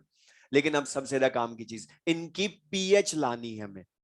तो एक चीज ध्यान रखना, नॉर्मल सॉल्ट्स बता जब मैं डायरेक्ट इन सब सॉल्ट्स को देखो बता इनको जब मैं वाटर में डिसॉल्व करूंगा तो बता ये कोई भी H+ या OH डायरेक्ट देंगे क्या। तो बता जब ये H+OH डायरेक्ट देंगे ही नहीं तो मैं इनकी H+ या OH कंसेंट्रेशन डायरेक्ट नहीं ला सकता, तो फिर मैं पीएच या पीओएच भी डायरेक्ट नहीं ला सकता। तो हम हाइड्रोलिसिस पढ़ क्यों रहे हैं इनका, इसी टॉपिक में हाइड्रोलिसिस पढ़ते हो और किसी में नहीं पढ़ते। हाइड्रोलिसिस क्यों नहीं पढ़ते, मतलब हमने इसके पहले एसिड बेस में पढ़ा, वहां हाइड्रोलिसिस नहीं पढ़ा। क्यों, क्योंकि जैसे HCl लूं तो वो डायरेक्ट H+ आयन दे देता है, या NaOH है वो डायरेक्ट OH आयन दे देता है, तो वहां पीएच पीओएच डायरेक्ट आ जाती है। लेकिन ये डायरेक्ट देते ही नहीं है, इसलिए हमें इनका पहले हाइड्रोलिसिस करवाना पड़ता है। हाइड्रोलिसिस करवाना पड़ता है हमें। तो हाइड्रोलिसिस हम पढ़ क्यों रहे हैं, ये नहीं कि हमारे सिलेबस में इसलिए पढ़ रहे हैं। इनकी पीएच डायरेक्ट ला ही नहीं सकते हम, इनकी पीएच लाते हैं इनके हाइड्रोलिसिस से। अब हाइड्रोलिसिस का मीनिंग क्या, सिंपल सा बोलूं, बोर्ड पर देख लें। हम इन अ वेसल वाटर लेते हैं सबसे पहले प्योर, और प्योर वाटर में बता H+OH कंसेंट्रेशन इक्वल, वो न्यूट्रल होता है। लेकिन उसमें जब सॉल्ट मिलाएंगे तो बता सॉल्ट मॉलिक्यूल रिएक्शन करेगा या आयंस करेंगे, क्योंकि वो आयनिक कंपाउंड है, वाटर में 100% ब्रेक होगा।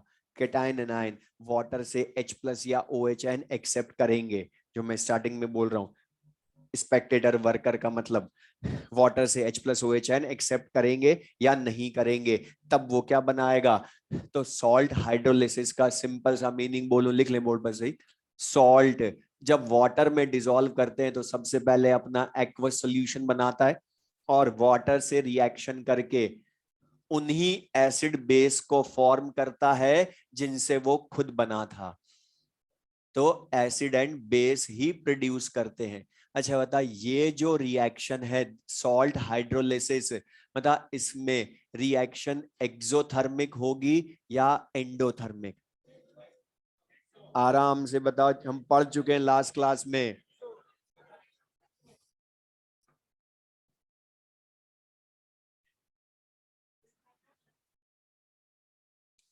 बहुत जल्दी बता रहे तुम, तो देख लें से यहां पर अब ये एंडोथर्मिक क्यों है, रीजन इसके साथ में लिखा हुआ है। मतलब सॉल्ट वाटर रिएक्शन करते हैं तो एसिड बेस प्रोड्यूस होते हैं, जबकि बता इसी रिएक्शन को रिवर्स करो, एसिड बेस रिएक्शन करके सॉल्ट वाटर भी तो बना रहे हैं। मतलब इसकी रिवर्स रिएक्शन न्यूट्रलाइजेशन है, जो एक्सोथर्मिक होती है ऑलवेज। तो बता उसी को रिवर्स प्रोसेस तो है ये सॉल्ट हाइड्रोलिसिस। तो रीजन लिख लो साथ में, डेल्टा एच पॉजिटिव उसी के साथ लिखना रीजन, ये न्यूमेरिकल में काम आएगा। Because salt hydrolysis is because salt hydrolysis is reverse process of neutralization, reverse process of neutralization, reverse process of neutralization.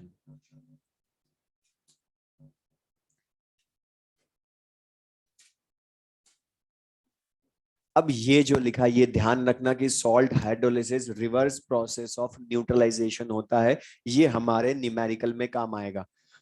अब यहां पर जो हाइड्रोलिसिस हम करवाएंगे मतलब वो नॉर्मल सॉल्ट्स का होगा, और नॉर्मल सॉल्ट्स जब 4 टाइप्स के, तो हाइड्रोलिसिस भी 4 टाइप्स का होगा। अब ये कुछ नहीं लिखना, अब मॉड्यूल तुम लोग अनाउंसमेंट करवाया था, तुम तो हमेशा मना ही करो। लिखो, देखो पेज नंबर 148 पर। अब ये कुछ नहीं लिखना क्योंकि डेरिवेशन कुछ भी नहीं है ज्यादा हमारे काम के, जो मैं बताऊं वो थ्योरी काम की। Page number 148, hydrolysis of salts of SaSB। अब मैं खाली अब समझना है उसमें से, बस यूज कैसे करना है मैं जो बताऊं, बहुत ध्यान सुनना, एक दूसरे को बिल्कुल मत देखना। तो देख लें से, hydrolysis of salts of SaSB type. अब यहां ध्यान से देखना, जैसे मैं एग्जांपल जो पहले लिख रहा हूं उनको आइडेंटिफाई करें हम। मतलब NaCl, caesium iodide, K2SO4, KBr, NaNO3। बता ये सब जो हैं इनमें सीजियम, सोडियम, पोटेशियम सब बता स्ट्रॉन्ग बेस केटायन में है ना। ClISO4NO3 स्ट्रॉन्ग एसिड एनायंस में है। तो SaSB टाइप सॉल्ट आइडेंटिफाई हो गया। और यहां ध्यान से, जैसे मैं इनका हाइड्रोलिसिस की थ्योरी बता रहा हूं सेम वैसे बाकी तीनों की भी होगी, इसलिए इसको ध्यान सुनना। जैसे सपोज अब सबको तो हम स्टडी कर नहीं सकते, इसलिए एक एग्जांपल ले लें NaCl, जो इसकी प्रॉपर्टी होंगी वही सब सारे सॉल्ट्स की होगी SaSB टाइप की। अब यहां पर NaCl जब वाटर में मिलाएंगे तो सबसे पहले ये एक्वस सॉल्यूशन बनाएगा, और H2O से रिएक्शन करके NaOH एक्वस सॉल्यूशन और HCl एक्वस सॉल्यूशन बनाएगा।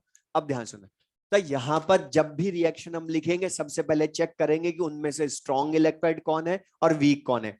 तो बता NaCl तो salt strong electrolyte, water the weakest छोड़े उसको, NaOH strong base, HCl strong acid. अब बताइए ये जो स्ट्रॉन्ग इलेक्ट्रोलाइट्स हैं तीनों, ये अपने मॉलिक्यूल फॉर्म में रहेंगे या आयंस में 100% ब्रेक? आयंस में 100% ब्रेक। तो ये Na+OH माइनस में ब्रेक होगा, ये H+Cl माइनस में 100% ब्रेक होगा। अब आराम से सोचना जो हमने आज पढ़ा उसके अकॉर्डिंग, या सिंपली जो अभी दिख रहा है, मतलब Na+ और Cl माइनस ने वाटर से H+ and OH ion accept किए क्या?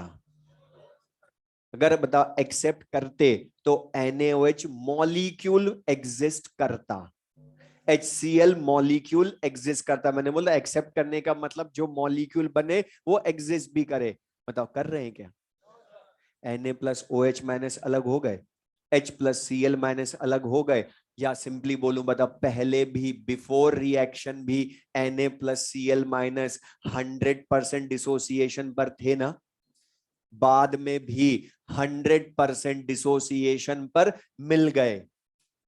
या सिंपल सा रीजन जो अभी आज पढ़ा, बता ये दोनों एनायन कैटायन स्ट्रॉन्ग के हैं, और स्ट्रॉन्ग के आयंस जो होते हैं वो वर्कर या स्पेक्टेटर, तो ये तो हाइड्रोलिसिस शो करेंगे ही नहीं, इन्होंने रिएक्शन में पार्टिसिपेट किया ही नहीं, क्योंकि बता सिंपल सा रीजन तो यही है कि पहले भी 100% थे, बाद में भी 100% ही मिले, मतलब बता ओवरऑल रिएक्शन में इन्होंने पार्टिसिपेट किया क्या?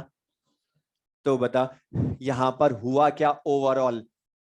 जो भी थोड़ा बहुत डिसोसिएशन हुआ वो किसका हुआ? खुद का, वाटर का ही, लेकिन बहुत ज्यादा या नेग्लिजिबल? इसलिए बता इक्विलिब्रियम भी शो करते हो ना इसमें। अब बता यहां पर ध्यान सुना, बता हाइड्रोलिसिस होता है ऐसे एसबी टाइप सॉल्ट्स का या नो हाइड्रोलिसिस? ये सब उसमें लिखी होंगी, अब तुम्हें कुछ नहीं लिखना। नो हाइड जो ऐड करवाना मैं करवा दूंगा उसमें, नो हाइड्रोलिसिस। दूसरा बता इसके सॉल्यूशन का नेचर क्या होगा? एसिडिक, बेसिक या न्यूट्रल? बता जो वाटर का नेचर वही होगा ना, क्योंकि बता वाटर ही तो है, एक तरह से थोड़ा बहुत डिसोसिएट हुआ, और वाटर में तो बता H+ ion concentration, OH ion concentration equal रहती है ना। अच्छा बता रूम टेम्परेचर पर वैल्यू उसकी 10⁻⁻⁷, और यहां भी H+OH आयन कंसंट्रेशन मोलैरिटी में लेंगे या नॉर्मेलिटी में ही? नॉर्मेलिटी में ही लेंगे, वही होगी। अच्छा बता H+OH आयन कंसंट्रेशन इक्वल, तो पीएच POH भी 7 होगी ना रूम टेम्परेचर पर। अच्छा सॉल्यूशन का नेचर क्या होगा? Basic, acidic, neutral solution. तो बता लिटमस पेपर पर कोई इफेक्ट होगा क्या? No effect on litmus paper. अब ये तो मैंने पूरी थ्योरी समझाई शॉर्ट में, आगे से वही जो conclusion, S for Spectator, W for worker.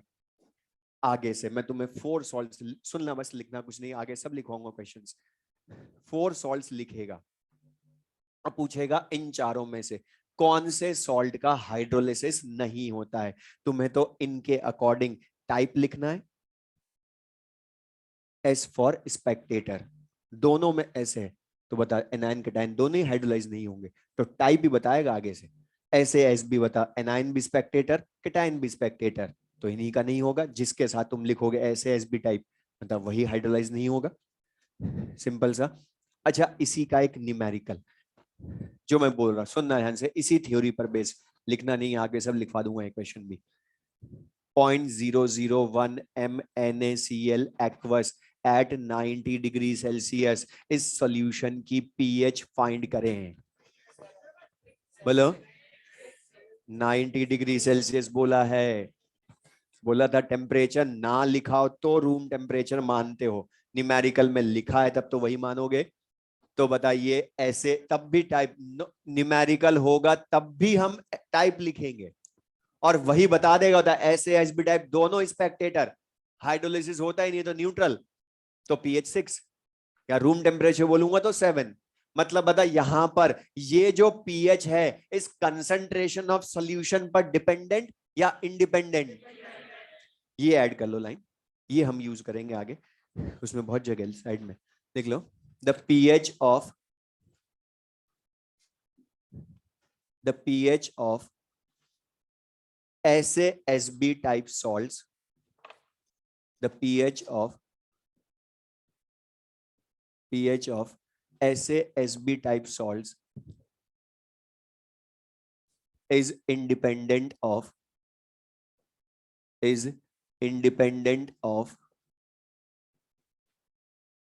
concentration of solution, is independent of concentration of solution, concentration of solution। तो बताइए क्लियर सबको? अब ये तो हमने बताया SaSB टाइप सॉल्ट्स का हाइड्रोलिसिस जो होता ही नहीं है। अब जिनका होता है वो बाकी 3 है। अच्छा बता सकते हो बाकी 3 का क्यों होता है? उनमें एक तो वर्कर या दोनों वर्कर होंगे ना, W है ना उनमें, तो बता W फॉर वर्कर बोला था, हम वैसे भी बता देंगे। अब मैं बिना पढ़ाए क्वेश्चन पूछ रहा हूं, फिर हम प्रूव करेंगे थियोरेटिकली उसको। मतलब यहां पर SaWB टाइप में कैटायन बता किसका है? वीक बेस का, एनायन किसका है, स्ट्रॉन्ग एसिड का। बताओ कैटायन एनायन दोनों हाइड्रोलाइज होंगे या ओनली कैटायन होगा। मतलब स्ट्रॉन्ग एसिड का एनायन तो अभी भी स्पेक्टेटर होगा ना, तो नेम क्या बोलेंगे, कैटायनिक हाइड्रोलिसिस। अपने आप खाली टाइप बता रहा, अभी थ्योरी भी नहीं बताया हमने, अब थ्योरी पढ़ रहे। जैसे ये अलग अलग example, chlorine, nitrate, sulphate, bromide है स्ट्रॉन्ग एसिड एनाइंस, तो एस लेकिन अमोनियम, मैग्नीशियम, कॉपर नहीं है उनमें, तो WB टाइप सॉल्ट, तो SaWB टाइप सॉल्ट हो गए। अब इसमें अमोनियम क्लोराइड, इसको ले लूं मैं एग्जाम्पल, तो अमोनियम क्लोराइड एक्वस सॉल्यूशन में वाटर से रिएक्शन करेगा, NH4OH बनाएगा और क्या बनाएगा बताओ, HCl एक्वस सॉल्यूशन। लेकिन बताओ एक्चुअल में HCl बनेगा क्या। अब वही पहले की तो मैंने बोला एक की थ्योरी आती सेम वैसे रिपीट करनी है बस। बताओ यहां पर अब ये सॉल्ट है ना, तो ये तो अभी भी स्ट्रॉन्ग इलेक्ट्रोलाइट, सारे सॉल्ट्स स्ट्रॉन्ग इलेक्ट्रोलाइट, वाटर को छोड़ो।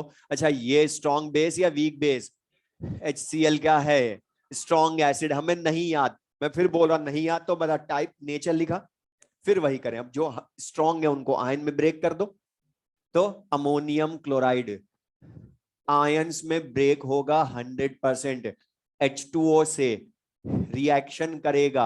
अच्छा था ये जो NH4OH है ये 100% ब्रेक होता है या 5% मोस्टली, मतलब मॉलिक्यूल में 95% रहेगा, तो बताइए मॉलिक्यूल में ही एग्जिस्ट करेगा मेनली, तो इसको तो मॉलिक्यूल में ही लिखोगे, आयन में ब्रेक नहीं करोगे। अच्छा ये मॉलिक्यूल रहेगा या 100% ब्रेक। अब बता कौन से आयन ने हाइड्रोलिसिस में पार्टिसिपेट नहीं किया, मतलब वापस 100% मिल गया ना। तो हमने तो पहले बोला स्ट्रॉन्ग एसिड का anion Spectator, strong week base का कैटायन वर्कर। कैसे, यहां पर देखो अमोनियम आयन ने वाटर से OH आयन एक्सेप्ट किया और जो मॉलिक्यूल बना वो मॉलिक्यूल फॉर्म में एग्जिस्ट भी करेगा, क्योंकि 95% तो मॉलिक्यूल ही रहेगा ये, तो बता एग्जिस्ट कर रहा है ना, मतलब इसने हाइड्रोलिसिस पार्टिसिपेट किया। तो ओवरऑल रिएक्शन लिखूं मैं इसकी, तो क्या लिखेंगे हम, ammonium ion plus H2O gives NH4OH plus H plus ion, मतलब हाइड्रोलिसिस करवाने के बाद H प्लस आयन दे रहा है ना। तो हमने बोला था ना हाइड्रोलिसिस करवाते क्यों है नॉर्मल सॉल्ट्स का, डायरेक्ट तो दिए ही नहीं इसने कोई H+OH आयन, लेकिन हाइड्रोलिसिस के बाद H प्लस आयन मिल गए ना सोल्यूशन में, तो बता H प्लस आयन कंसेंट्रेशन लाकर अब ला सकते हो ना pH। तो क्यों हमने हाइड्रोलिसिस पढ़ा इसका, वो समझ में आए। अब दूसरी चीज यहां पर ध्यान से, अब वही थियोटिकल क्वेश्चन, मतलब जब ये अमोनियम आयन वाटर से रिएक्शन करके H प्लस आयन देगा, तो बता H प्लस आयन कंसेंट्रेशन ज्यादा होगी ना सोल्यूशन में, तो बता सोल्यूशन बेसिक होगा या एसिडिक, एसिडिक होगा। दूसरा बता H प्लस आयन कंसेंट्रेशन बढ़ेगी ना, तो बता एसिडिक होगा, तो ब्लू लिटमस पेपर को रेड करेगा, लिटमस पेपर पर इफेक्ट, ब्लू लिटमस पेपर को रेड करेगा, तो बता pH ग्रेटर देन 7 या लेस देन 7, ऑलवेज या एट रूम टेम्परेचर। अच्छा 90 डिग्री सेल्सियस पर लेस देन 6। अब यहां पर मतलब इसका नेम क्या बोलोगे, नो हाइड्रोलिसिस या कैटायनिक हाइड्रोलिसिस। कैटायन हाइड्रोलाइज हुआ तो बता नेम से भी तो पता चलना चाहिए हमें कि कौन सा आयन हाइड्रोलाइज हो रहा है उसका, तो कैटायनिक हाइड्रोलिसिस। अब लेकिन यहां पर एक तुमने ध्यान से देखा ना, यहां पर जो ये रिएक्शन है हाइड्रोलिसिस ऑफ सॉल्ट्स, डिसोसिएट 100% हुआ, लेकिन फिर भी रिवर्सिबल रिएक्शन है, बैकवर्ड भी हो रही है। क्यों हो रही है उसका रीजन, क्योंकि बता ये वीक बेस जो है ये 100% ब्रेक नहीं होगा, पार्शली कुछ तो ब्रेक होगा ना दोबारा।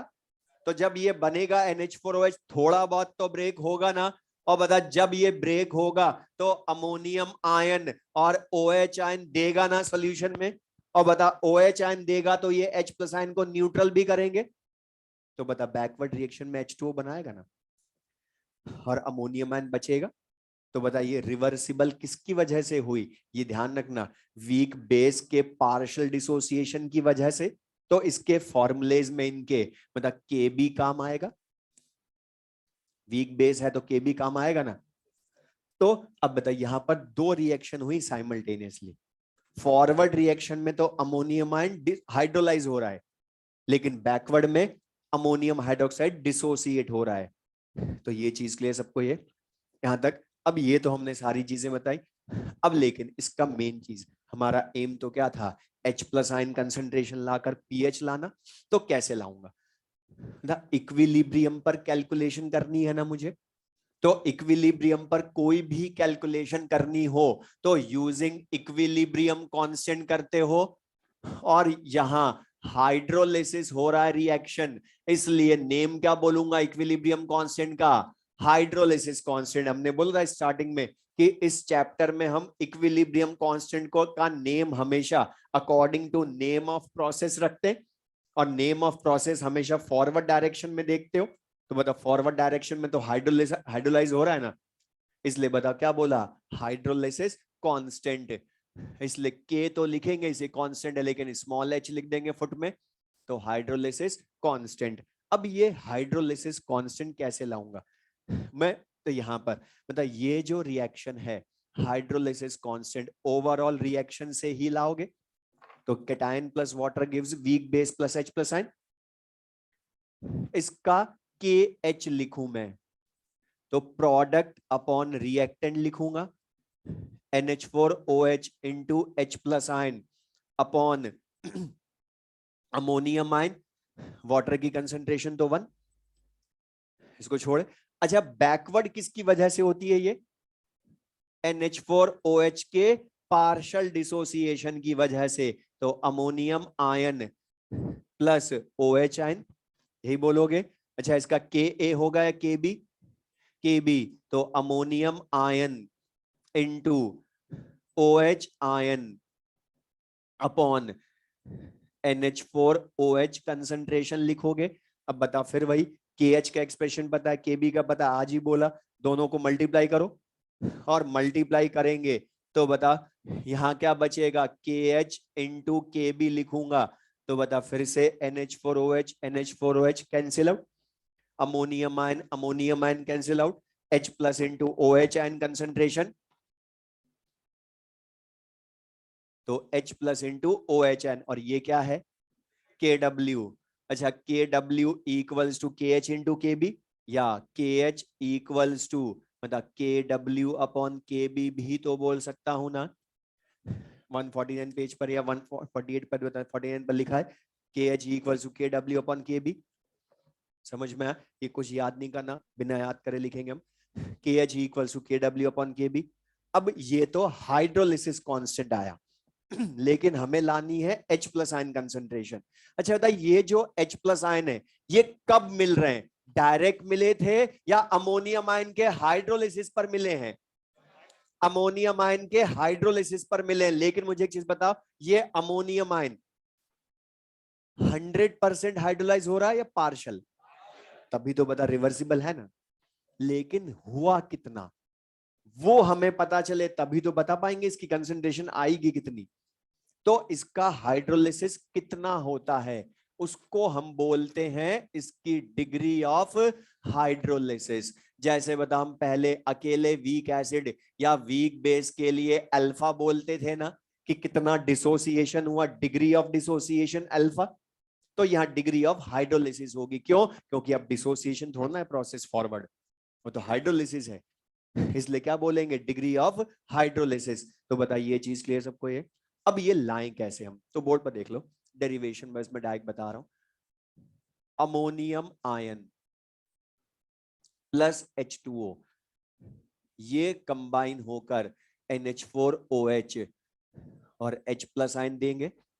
यहां पर बता जैसे तुम अल्फा लाते थे ऑस्वाल्ड डाइल्यूशन लॉ में तो इनिशियल कंसंट्रेशन C लेते थे ना, यहां भी C देगा, लेकिन ध्यान रखना C हमें आयन की नहीं देगा, हमें वो देगा सॉल्ट की कंसंट्रेशन, क्योंकि आयन थोड़ा ना इंडिपेंडेंटली एग्जिस्ट करता है, सॉल्ट का देगा ना हमें कंसंट्रेशन। तो तो सॉल्ट की। और बता यहां पर ये जो सी है यहां भी मोलैरिटी में लोगे या नॉर्मेलिटी में होगी? बता नॉर्मेलिटी में लेने में मोलैरिटी इंटू वैलेंसी फैक्टर अपने आप हो जाता है और हमें बार बार इक्वेशन भी नहीं लिखनी पड़ेगी ये सब, इसलिए बता सी इन नॉर्मेलिटी लेंगे। और बता जो सॉल्ट की कंसंट्रेशन इन नॉर्मेलिटी वही आयन की कंसंट्रेशन इन नॉर्मेलिटी। वाटर को यूज करना ही नहीं है, डैश इनिशियली दोनों जीरो। अच्छा एट इक्विलिब्रियम इसका H डिग्री ऑफ हाइड्रोलिसिस होगा ना, तो बता जैसे तुम वहां लिखते थे अल्फा डिसोसिएशन के बाद C माइनस सी अल्फा, तो यहाँ अल्फा की जगह बस H है, तो वह इनिशियल में से कितना डिसोसिएशन हुआ C माइनस सी एच, यहाँ क्या लिखूं था सी एच। अब इसी का हाइड्रोलिसिस कांस्टेंट कंसंट्रेशन की टर्म में लिख दूं तो प्रोडक्ट अपॉन रिएक्टेंट, फिर से product C H into C H upon C minus C H, तो C in bracket one minus H, तो बता C H square upon one minus H, मतलब बता फॉर्मूले तो अल्फा की जैसे ही आ रहे ना, वहां K equals to C alpha square upon one minus alpha आया था, यहाँ अल्फा की जगह एच हो गया बस, तो वो याद है तो वैसे ही याद ही है के एच का C H square upon one minus h. और बता वहां पर भी mostly weak acid weak base का अल्फा लेस देन और इक्वल्स टू 5% आता है, यहाँ तो हमेशा ही आएगा।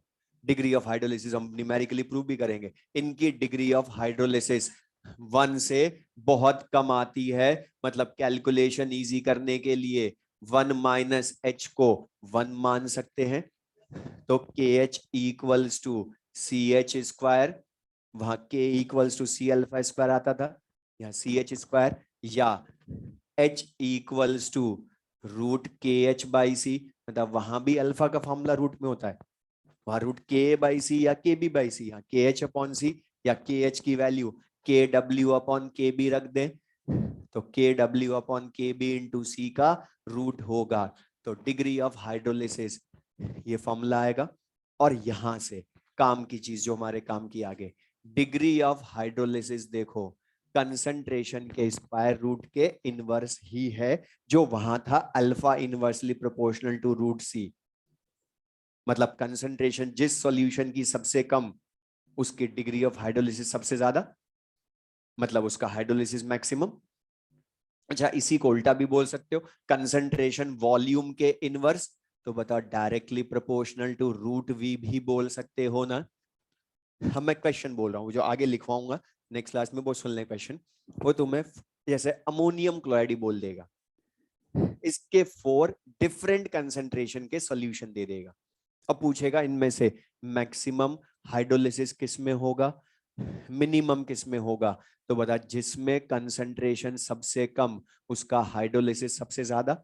और कंसंट्रेशन कम कैसे करते हो, वॉल्यूम बढ़ाकर, तो बता ऑस्वाल्ड डाइल्यूशन लॉ में बस अल्फा होता है वीक इलेक्ट्रोलाइट का, यहाँ डिग्री ऑफ हाइड्रोलिसिस है तो वही रिलेशन, ये क्लियर है। और बता डिग्री ऑफ हाइड्रोलिसिस का फॉर्मूला आ गया, तो बता हमारा जो मेन एम था H प्लस आयन कंसंट्रेशन लाना, सी एच आ जाएगी ना अब तो H plus ion concentration C H, मतलब वहां सी अल्फा आती थी, यहाँ सी एच, या H की वैल्यू पुट कर दें तो root K W upon K B into C, और रूट में मल्टीप्लाई कैसे करोगे, सी को इसी का स्क्वायर लिख दो, तो सी के डब्ल्यू इंटू सी square upon K B into सी, सी स्क्वायर से एक सी कट जाएगा, तो फॉर्मूला क्या आ गया H प्लस आयन कंसंट्रेशन का, के डब्ल्यू इंटू सी अपॉन के बी का रूट, ये सब उसमें लिखे होंगे 149 पेज पर ही, तो बता H प्लस आयन कंसंट्रेशन ये हो गई,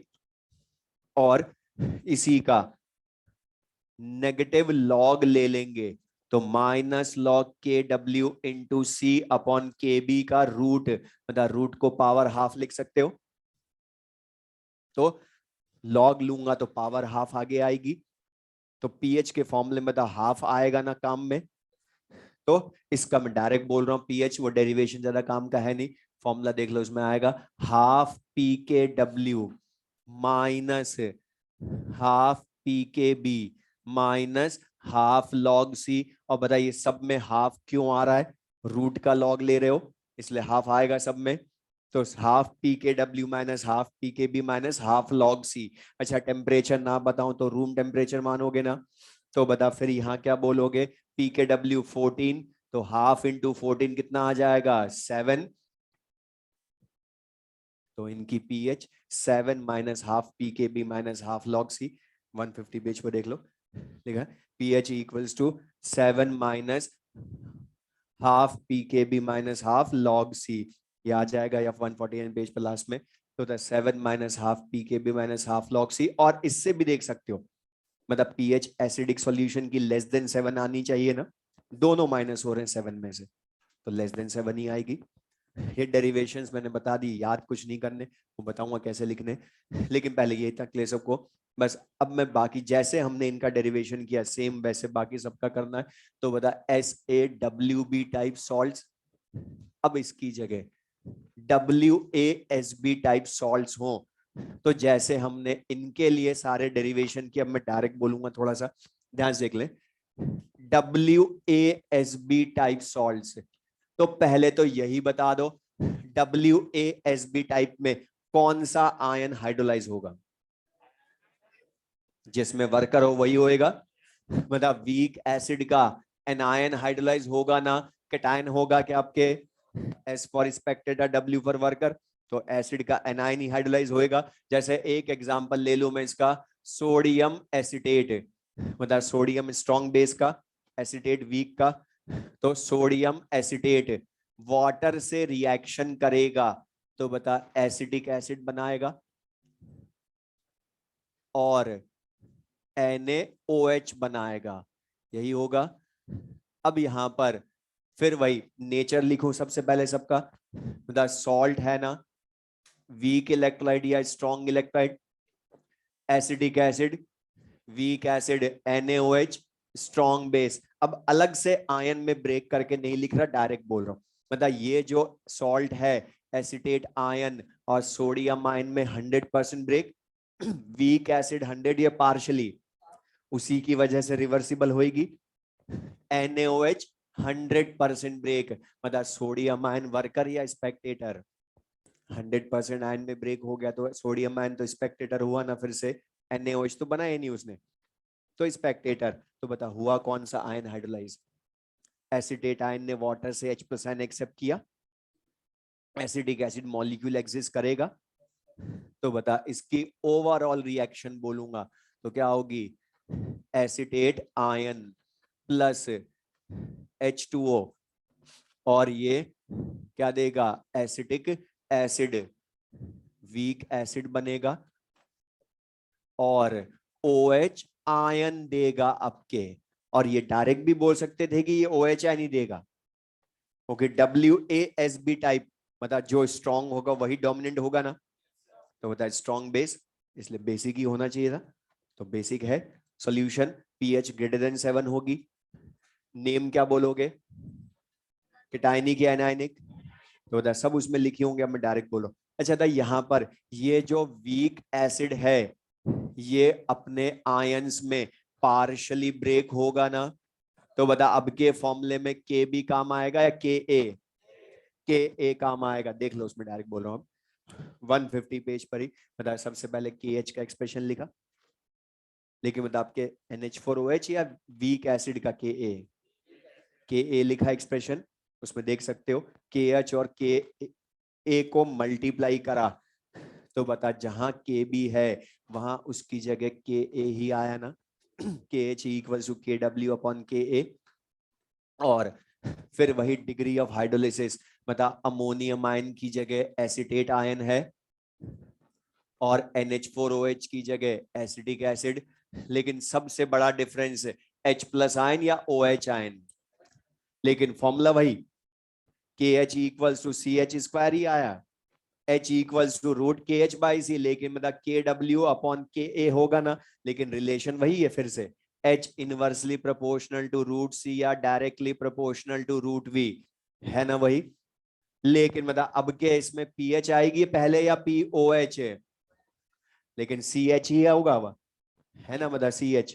अभी थोड़ा फास्ट बोलो, तो यहाँ पर C into KW upon K into C, तो बता इसका फॉर्मूले में लास्ट में देखो OH ion concentration root KW into C upon K, इसका नेगेटिव लॉग लूंगा तो pH या POH है, POH की वैल्यू 7 minus half pKa minus half log C POHI। इसको बता 14 में से माइनस करोगे तब PHI की डायरेक्ट बोल रहा हूं, 14 में से माइनस करते ये प्लस का 7, ये दोनों भी माइनस से प्लस हो जाएंगे। तो बता ये जो POH थी यही क्या हो जाएगी PH, तो 7 plus half pK plus half log C, और दोनों ऐड हो रही है 7 में, और ऐड हो रही है तो 7 से ज्यादा ही आएगी। बेसिक है, ये समझ में आया। WaWb टाइप सॉल्ट, तो जैसे बोलूं AgCN, सुनना ध्यान से, एक जैसे है इसलिए वो रिपीट कर रहा हूं, बोर्ड पर देख लो। AgCN मतलब कोई भी SaSb का एनायन कैटायन है क्या, WaWb हो गया। इसी तरह से अब मैं बोलूं, ध्यान से सुन ले, बोर्ड पर देख लो, इसका थोड़ा सा ध्यान समझना। The acetate, ammonium acetate example ले लो, तो बता अमोनियम एसिटेट जब डिसोसिएट या वाटर में डिसॉल्व करूंगा तो बता अब के ये एसिटिक एसिड भी बनाएगा और अमोनियम आयन क्या बनाएगा NH4OH भी, और दोनों बता स्ट्रॉन्ग एसिड स्ट्रॉन्ग बेस या वीक एसिड वीक बेस। अच्छा लेकिन बता दोनों के जो आयन है वो स्पेक्टेटर या वर्कर, इसलिए बता यहां हाइड्रोलिसिस किसका होता है, एक आयन का है दोनों का। ये ध्यान रखना, अभी तक तो हम एक आयन का ही हाइड्रोलिसिस पढ़ रहे थे, लेकिन यहां पर दोनों आयन का होगा। तो एक क्वेश्चन बोल रहा हूं, सुन ले, बता दूंगा, मॉड्यूल में लिखा है। इन चारों में से मैं तुम्हें 4 सॉल्ट्स दूंगा और पूछूंगा इन चारों में से हाइड्रोलिसिस मैक्सिमम किसका होता है, तो बता जिसमें maximum number of worker ion होंगे या एक्सेप्टर आयन होंगे वो उन्हीं का हाइड्रोलिसिस मैक्सिमम होगा ना। तो बता WaWb टाइप सॉल्ट्स का हाइड्रोलिसिस मैक्सिमम, क्योंकि दोनों आयन वर्कर हैं।